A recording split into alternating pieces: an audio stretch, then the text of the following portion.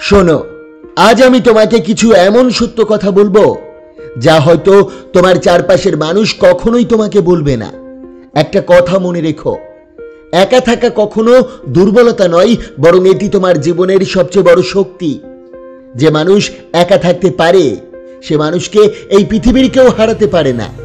কারণ একা চলতে শেখা মানেই নিজেকে নিজের ভরসায় দাঁড় করানো।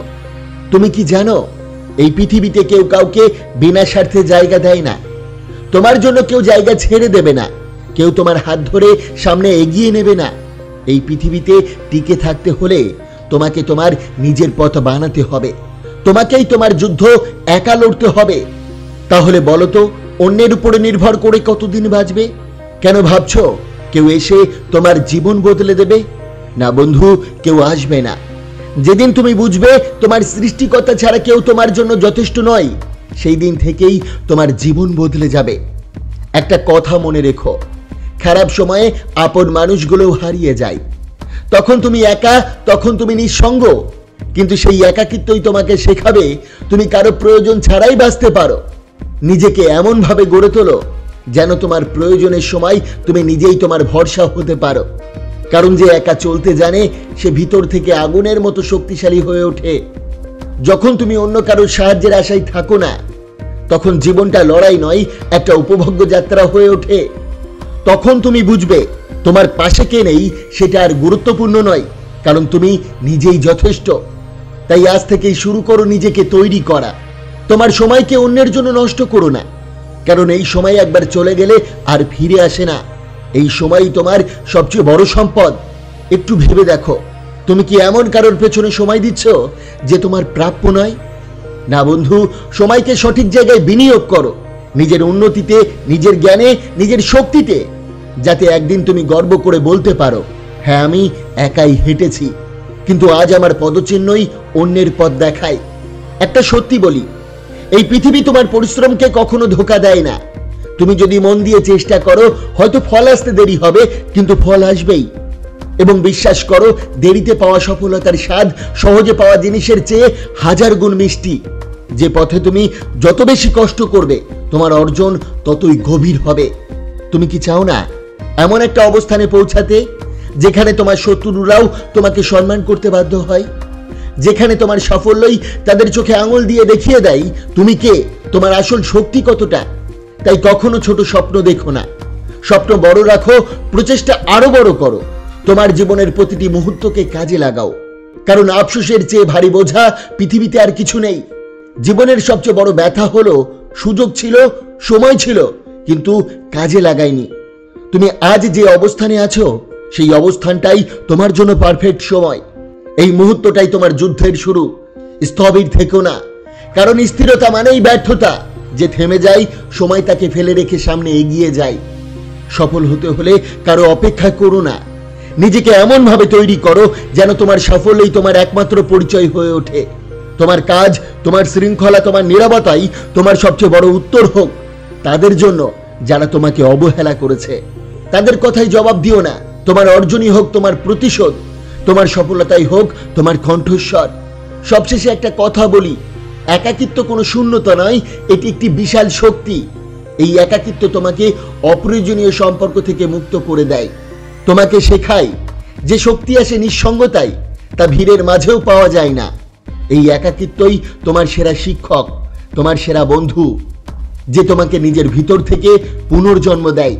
তাই পরিস্থিতি যেমনই হোক না কেন, কখনো থেমে যেও না। তোমার ভিতরের আগুনটা জ্বালিয়ে রাখো, কারণ সেই আগুনই একদিন তোমাকে বিজয়ের পথে নিয়ে যাবে।